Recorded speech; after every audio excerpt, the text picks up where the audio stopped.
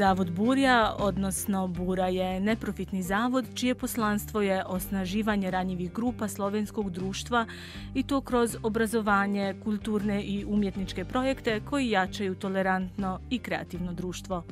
Posebnu pažnju posvećuju pripadnicima manjinskih grupa s područja bivše Jugoslavije. U sklopu projekta Balkan Express, koji financira Javni sklad Republike Slovenije za kulturne dejavnosti, želimo vam kroz seriju podcasta predstaviti osobe, institucije i projekte koji jačaju interkulturalni dijalog na prostoru nekadašnje zajedničke države. Jedna od tih osoba je zasigurno i Adriana Kuči, spisateljica i novinarka rođena u Sarajevu koja danas živi i radi u mjestašcu Slovenske Konjice. Adriana, kakav je bio vaš životni put i što vas je zapravo dovelo u Sloveniju? Kakav je bio moj životni put, nadam se da još traje. U Sloveniju me dovela ljubav. Zaljubila sam se u Slovenca, udala sam se za njega i zbog toga sam došla u ovu državu. Po dolasku u Sloveniju, koje su vas kulturne razlike najviše iznenadile? Mnogo toga me iznenadila. O Sloveniji, dok sam živjela u Sarajevu, nisam znala previše, onoliko koliko su nas učili na časovima geografije i poznavala sam bendove kao što su Laibach i Lačni Franci, to je bilo to. Očekivala sam naravno društvo o kojem smo mi imali svoje stereotipe.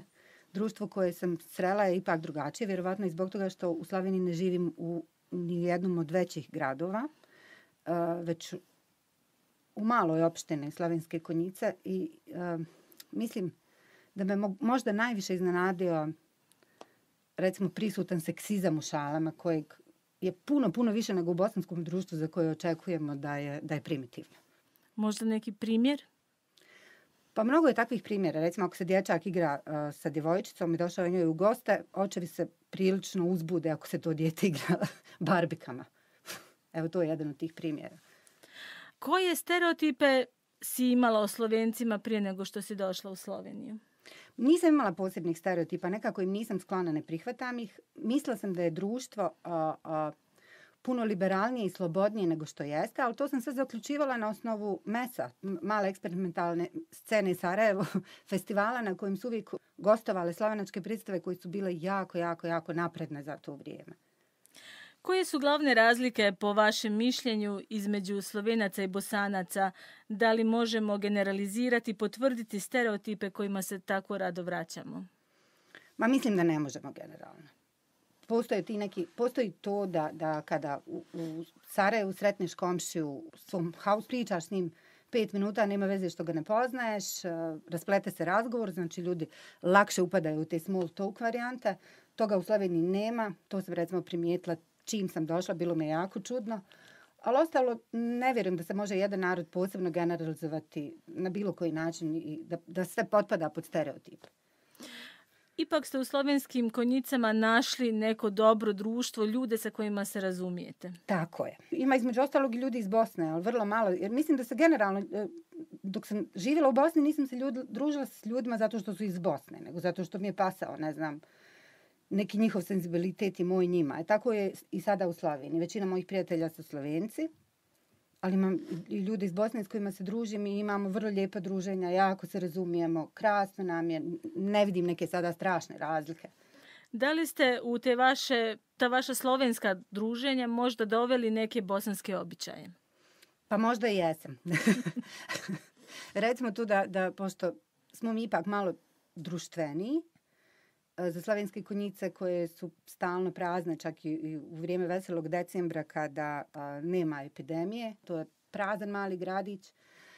Nekako, ja mislim da je to moja uloga bila, da sam povezala tu neku našu grupu ljudi, da se družimo, izlazimo na kafe, sjedimo iza kuće, roštiljamo, radimo sve te neke vesele stvari koje su tipične možda više za Bosnu. Da li si ikada sama bila žrtva stereotipa?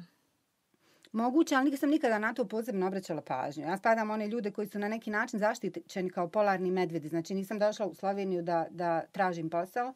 Nisam došla u Sloveniju trbuhom za kruhom. Imala sam neku potpuno drugu agendu od one koja je uobičajena. Sama nisam nikada bila nekako izrazito žrtva bilo kojeg stereotipa ili bilo kojih predrasuda. Ja sam kao predstavnik vijeću roditelja u osnovnoj školi u kojoj ide moja kćerka čula puno puta kako roditelji pitaju da li su djeca ugrožena zbog, 6 ili 8% djece sa govornog područja. I to im se pitanje čini potpuno normalno, ne osjete da su na bilo koji način bilo šta rasistično rekli. S obzirom na to da imaš dijete koje je zapravo dijete Slovence i Bosanke, kako funkcionira ona u jednom takvom društvu? Ona je dijete Slovence i Bosanke koje se rodilo u Siriji. Mislim da je nekako jako zadovoljna sa tim svojim backgroundom, iako sama nikada ne učim nikoga, pa tako ni svoju djecu, da trebaju biti ponosna ili ne ponosna na to odakle dolaze. Ona funkcionira jako dobro, naravno. Odrasla je u Sloveniji, tu živi i ona to vidi kao neku svoju priču. A kako se ona osjeća kad ode u Bosnu? Osjeća se lijepo. Mali problem je da ne zna lijepo govoriti jezik ljudi u Bosni i Hercegovini. To je ponekad stvara mali osjećaj stiske. Meni osobno poseban kada na engleskom jeziku naruči sladoled na Baščarši. Ali dobro, polako, naučit će se. Trudimo se. Kada ste došli u Sloveniju, iako ste došli iz ljubavi, zapravo ste željeli naći posao, da nekako što prije zaživite normalno, da postanete punopravni član slovenskog društva. Kako je to funkcioniralo? Kako je to išlo?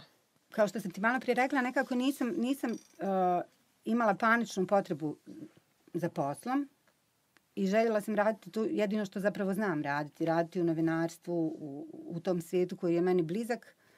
I od početka je bilo uglavnom tako da sam bila dopisnik bosanskim, odnosno medijima iz regije u kojima se govori taj naš jezik, kako god ga mi zvali. Kasnije nekako je slovenački postao mi je sve bliži i pošto s jezicima nemam problema, počela sam da radim za izdavačku kuću Nobis. Po zanimanju ste novinarka i možemo reći da praktično radite u svojoj struci. Kako vam je to zapravo uspjelo? Osnova je bila naučiti jezik. Tako je. Osnova je bila naučiti jezik. Kada mi je to uspjelo, nekako sam bojažljivo počela da se bavim pisanjem. Prije svega pisanjem na slovenskom. I sada sam već prilično hrabra što se toga tiče. Šta misliš zašto ljudima koji dolaze iz Bosne i Hercegovine tu u Sloveniju uglavnom ne uspijeva dobro naučiti slovenski jezik? Mislim da je zato više razloga.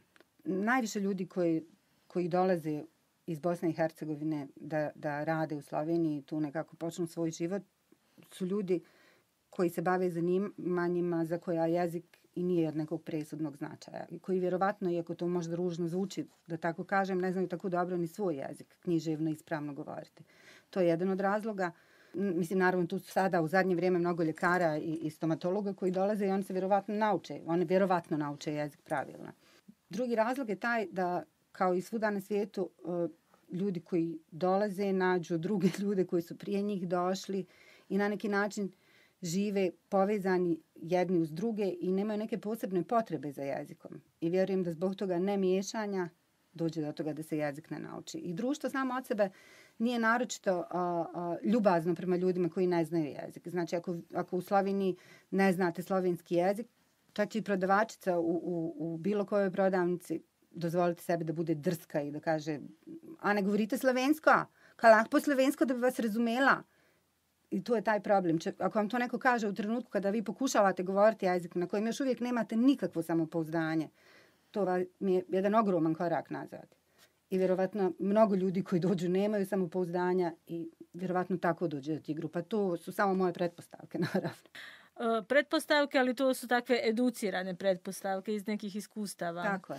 Ne samo iz života u Sloveniji, nego i života u Siriji, u Izraelu. Kako ste tamo dospjeli? Tamo sam dospjela kao član porodice zaposlenog u Ujedinjenim nacijama. Prvo sam živjela nekoliko godina u Siriji, potom neko vrijeme u Izraelu također. Da. I kako je bilo u Siriji?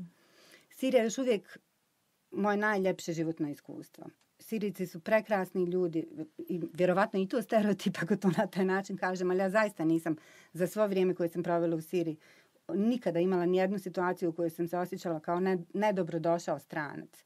divni, topli ljudi i meni zbog toga beskonačno žao i čak me stid zbog načina na koji Evropa i na kraju krajeva svi mi tretiramo ljude koji su pred tim ratnim stradanjima pobjegli iz Sirije. Šta biste možda poručili onima koji se zapravo boje tih ljudi koji dolaze, koji se boje tih izbjeglica i zbog toga od njih tako zaziru? Jer u osnovi svake neke predrasude je zapravo strah. Slažem se, upravo ste. Jeste, strah je u osnovi svake predrasude, ali mi ipak živimo u 21. vijeku. Svi imamo dostup do informacija. Svi, skoro svi, imamo izgrađena mišljenja o mnogim stvarima o kojima možda i ne bi trebali imati izgrađena mišljenja, kao što je, ne znam, biokemija. Evo vidimo sada u toj situaciji sa epidemijom da svi imamo mišljenje o tome da li se treba cijepiti ili ne. Svi imamo mišljenja o tome da li je virus smrtonosan ili nije. Na isti način možemo doći do informacija kakvi ljudi dolaze i zašto dolaze. I ne vidim nikakav razlog da bismo se bojali ljudi. Sigurno niko ne pošalje svoje dijete od kuće ako je tom djetetu kod kuće lijepo. Imali ste iskustva i života u Izraelu. Kakvo je stanje tamo? Za razliku od Sirije, u Izraelu se nisam osjećala tako dobro došla. Zapravo potpuno suprotno. Kao stranac u Izraelu nisam imala osjećaj niti da smo dobro došli, pogotovo kao član Ujedinjenih nacija. Većina Izraelaca se ponašala neprijateljski i niti u jednom trenutku, mislim, ne mogu reći za sve ljude, naravno, opet bi to bio stereotip. Naravno da su postojali takvi koji su se nasmijali, ali većina ljudi sa kojima sam imala kontakte su imali taj stav da nemamo šta tražiti u njihovoj državi. A kakav je vaš osobni odnos do toga što se događa između Izraela i Palestine? Da li je to zaista tako kako se vidi na vijestima? Prvi put kada sam prešla izraelsku granicu, bilo je to 2006. godine, još uvijek sam živjela u Siriji, prešla sam jordansko-izraelsku granicu. Vidjela sam taj odnos prema Palestincima i prvi put u životu sam na neki način, nisam nikada odobravala, ali razumjela zbog čega ljudi dođu u potrebu da naprave teroristički napad. Sjedila sam odvojena od muža sa ljudima iz Palestine koji su pokušavali da pređu tu istu granicu. Ta poniženja i to što su službena lica su bile djevojke od 22-3 godine sa puškama na ramenima, koje su vjerovatno služile vojni rok. Kako se ponašali prema tim ljudima, to je nešto prosto nevjerovatno, nešto što vidiš možda samo jednom u životu, što nikada još nijedan film nije opisao, što nismo vidjeli ni na jednim vijestima. Vidjela sam i kasnije kada sam živjela u Izraelu te situacije sa naseljima u kojima Izraelci grade nove naseobine na području koje bi kao trebalo da pripada Palestincima. Vidjela sam kako to sve izgleda i bila sam istinski zgrožena, još uvijek sam zgrožena da cijeli svijet dozvoljava da se nešto poput toga događa i da apsolutno okrećemo glavu. Neka ljubi se, istok i zapad, neka ljubi se, sjever. Da li su vas iskustva života u toliko država koje su vam zapravo strane naučio da se lakše nosite stereotipima, odnosno da ne radite to drugim ljudima? Ja sam odrastala u Sarajevu, odrastala sam u etnički miješanoj porodici i nisam nikada imala stereotipe i na to sam jako ponosna. Iskustva života negdje drugo te nauče da prihvataš ljude, da razumiješ njihovu kulturu, da vidiš da ne moramo svi biti isti da bi imali neke dodirne tačke, da bi se razumjeli. To možda, ali zaista stereotipe i predrasude prema ljudima zato što dolaze iz nekih drugih kultura, to nisam nikada imala. Zapravo je Sarajevo samo po sebi tako multikulturalan grad u kojem je bilo vrlo teško naći osobu nekih čistih korijena. Tako je, Sarajevo je takav grad, uvijek je bilo. Ja sam odrastala na spratu u kojem je bilo 5 stanova, u tih 5 stanova su svi bili miješani, između tih naših naroda u Bosni i Hercegovini i nekih drugih, što je potpuno nebitno. I kada odrastaš u takvoj sredini, definitivno naučiš prihvatati bez da si svjestan da se to naučio. To je kao disanje. Što zapravo od Sarajeva najviše nedostaje u Sloveniji? Možda spontanost. To iznad svega. Ponekad je ta spontanost ono što najviše nedostaje, a na trenutke mislim da nam ta spontanost ni ne treba. Ne treba, recimo, spontanost, pošto ćeš spontanost doživjeti u banci u Sarajevu, doživjet ćeš je i u bilo kojoj instituciji u kojoj odiš, ćeš pričati sa čovjekom i bez persiranja. nedavno sam imala situaciju da sam morala na katastarskom uredu nešto rješavati, pa mi je gospođa na kraju rekla, a kakvo ste to ime dali, kako se to izgovara, znači nikada se nismo vidjele. Tako imaš te situacije. To je to što nam u mnogim situacijama ne treba, a na trenutke je lijepo. I to je ono što meni ponekad nedostaje. Što mislite da je ključno da se razvije bolji dijalog između naroda nekadašnje Jugoslavije u Sloveniji? I tu naravno ubrajam ne samo one koji su u Sloveniju došli, nego i Slovenci. Pa mislim da komunikacija, generalno komunikacija, mislim da bi cijelo društvo i obrazovanje naravno, ako obrazuješ, ako ljudi shvataju da nemaju razloga da se boje nekoga ko je došao iz Donjeg Vakufa i da taj neko ko je došao iz Donjeg Vakufa nije došao da njemu uzme posao i kruh iz ruku, onda nema apsolutno nikakvog razloga ni taj iz Donjeg Vakufa da se boji nekoga iz Maribora ili ne znam iz Selnice. Život ide dalje i sve je normalno, je li tako? Svi smo mi u suštini isti, nije niko ni bolji ni gori.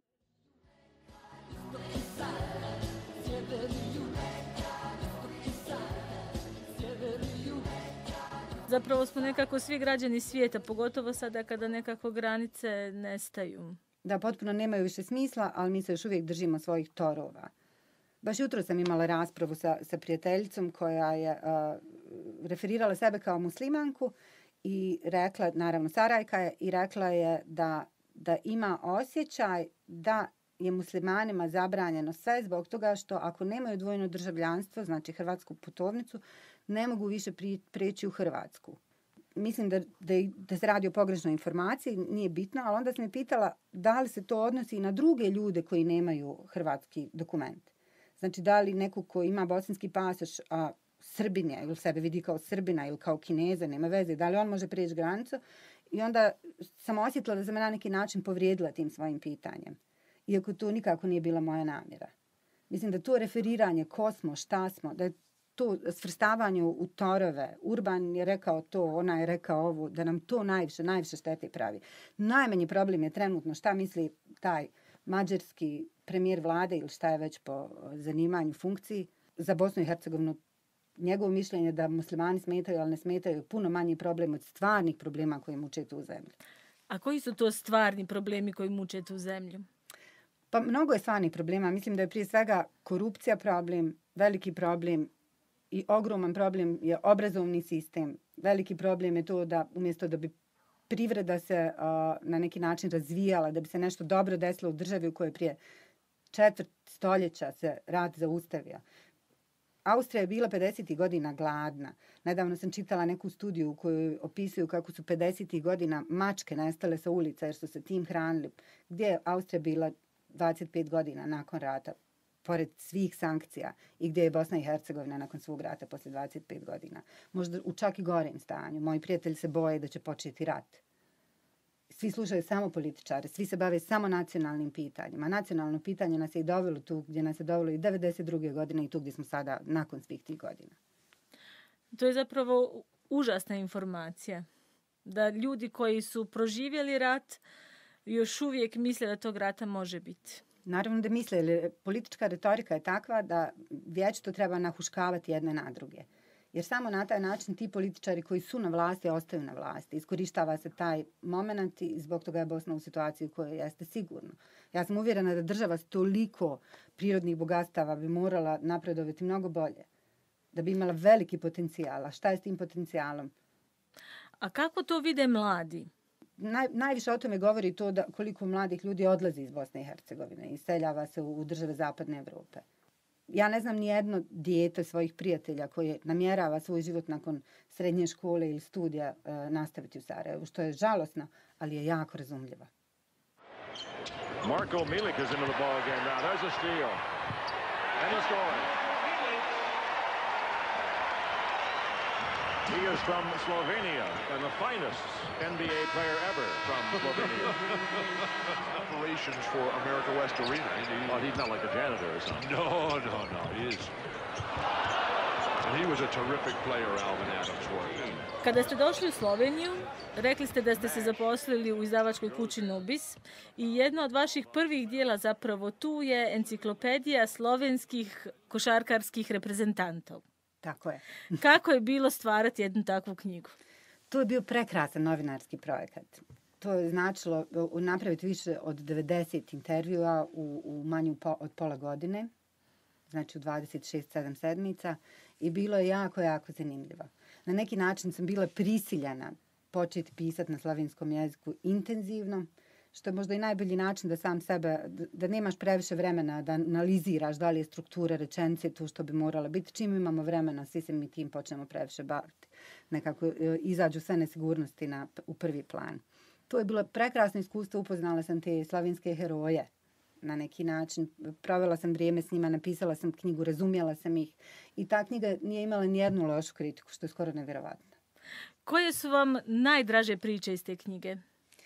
Možda mi se najviše dopala priča o Marku Miliću. Možeš nam ispričati? Sjećam se da je tu priča o dječaku koji voli i trenira košarku i tako je jako narastao da ima premali krevet i roditelji još uvijek nisu u poziciji da mu priušte veći, da mu kupe neku omladinsku sobu. U vrlo kratkom periodu je od nekoga koji je imao mali krevet u kojem nije mogao da spava, postao zvijezda koja spava u najskupljim hotelima na svijetu. To je neka priča koja vjerovatno sve te mlade ljude koji vole sport i koji vjeruju da će nekada nešto ostvariti u sportu najljepše može i motivirati. A sport je jedina stvar u kojoj je možda dobro da se dijelimo na nacije. Ono što je zanimljivo je da su mnogi od tih košarkaša zapravo porijeklom iz bivše Jugoslavije. Tako je, da, to je jako zanimljivo. I ono što je recimo interesantno je da su tada bili Slovenci, tada su bili naši. Kada pobjeđuju, kada su na vrhu su Slovenci, ali ona je čista čulica, njega ne volimo. Šta misliš o tim dijeljenjima doseljenika na one koji su uspjeli, na one koji nisu? Možda moja prva priča koju sam napisala da je povezana sa Slovenijom je bila baš o toj temi i zvala se Čefurska posla. To je jako zanimljivo. U Sarajevo ima neki potpuno drugi ritam. Znano je po tome da nekoliko dana nakon što je Ivo Andrić 61. godine dobio Nobelovu nagradu pa je pio kafu u Sarajevu, da su prolazili pored njega i govorili Čorkane napiše li se šta. Znači potpuno necijenjenje zvijezda. Slovenija je drugačija. U Sloveniji ljudima lakše priznaju uspjeh. Recimo ovdje je Đuro oduvijek Đuro, jel tako? Branko Đurić je ime i prezime, možda čak i više nego što je bio u Sarajevu. Ovdje su ti umjetnici koji su uspješni ili ne znam, ljudi koji su uspješni u svojim poslovima jako prihvaćeni. Oni drugi malo manje. Zašto je to tako, svi znamo nekako, jel? Da, ali zapravo dobrota čovjeka i to kakav je čovjek zapravo u duši nije ovisno od toga da li je on uspješan u nekom poslu, da li je bogat ili ne. Pa biti uspješan uopšte je pitanje koje bi sada zahtijevalo jedan dug razgovor, jel tako? Šta uopšte znači biti uspješan i da li svi želimo biti uspješan na isti način?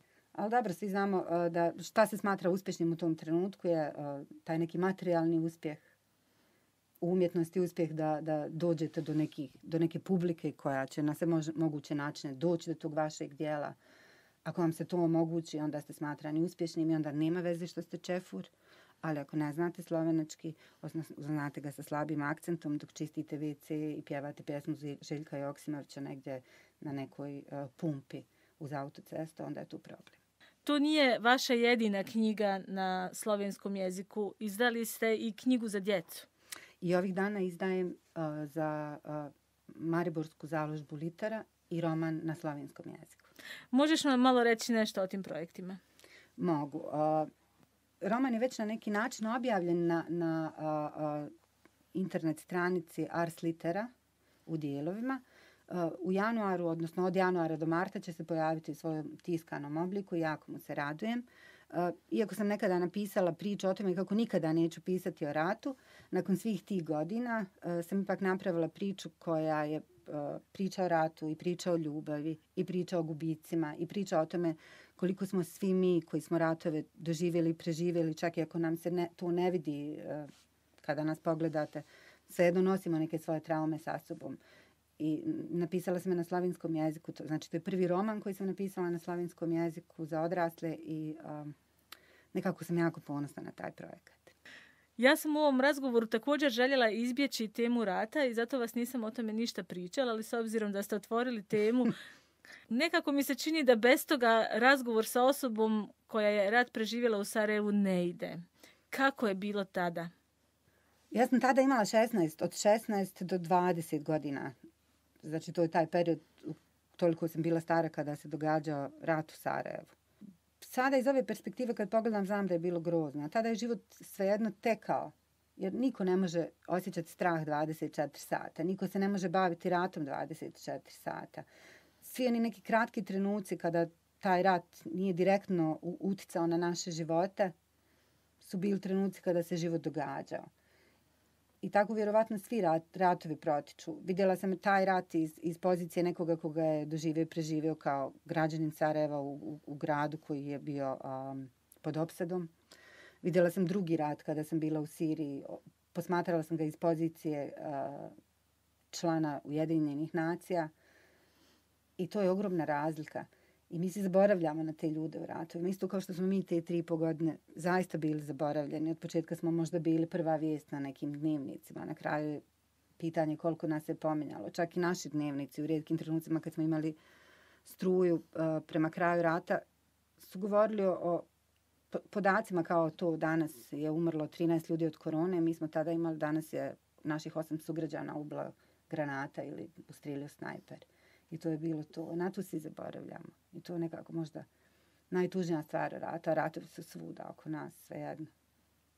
Rat se trenutno događa i u Afganistanu. Tako. Rat se još uvijek događa u Siriji. Tako je. A mi nekako zaista... Kao da je to sve na nekom strašnom drugom... Ne na drugom planetu, nego i čak i u drugoj galaksiji. Kao da nas se ne tiče. A tiče nas se. Svaki taj čovjek koji će kroz život kasnije ići oštećen. Jer će ići. Nas se tiče. Da li misliš da si ti oštećena na neki način tim ratom koji si proživjela? Pa uvjerena sam da jesam. Mislim, život počne s tim da nas oštećuje i umremo oštećeni. Čak i ako ne doživimo rat. Vjerovatno je tako. Ali vjerujem da jesam. Vjerujem da ta moja neka strašna unutarnja potreba da se borim protiv svih nepravednih stvari, pogotovo to što se tiče ljudi koji su izbjeglice i ne znam.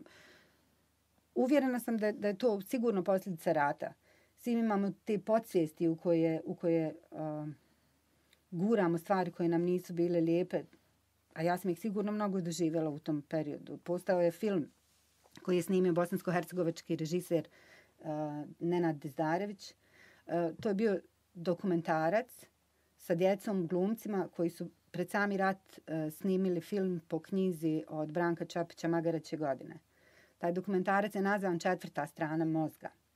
I vrlo jedna bolna i dirljiva priča, a tako su ga nazvali zato što jedna od glumica objašnjava kako preživljava rat i kaže, to je još uvijek dijete u tom trenutku i kaže, ne znam, ovaj dio imam za ovo, ovaj dio za školu, ovaj dio za druženje, a taj rat, to sam sve strpala u neku 4. stranu mozga. Svi mi imamo tu 4. stranu mozga.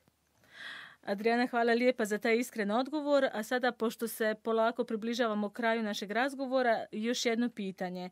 Što bi savjetovala Slovencima koji dolaze u redovan kontakt s ljudima iz bivše Jugoslavije, a što onima koji u Sloveniju dolaze i moraju se nekako uklopiti u tu sredinu?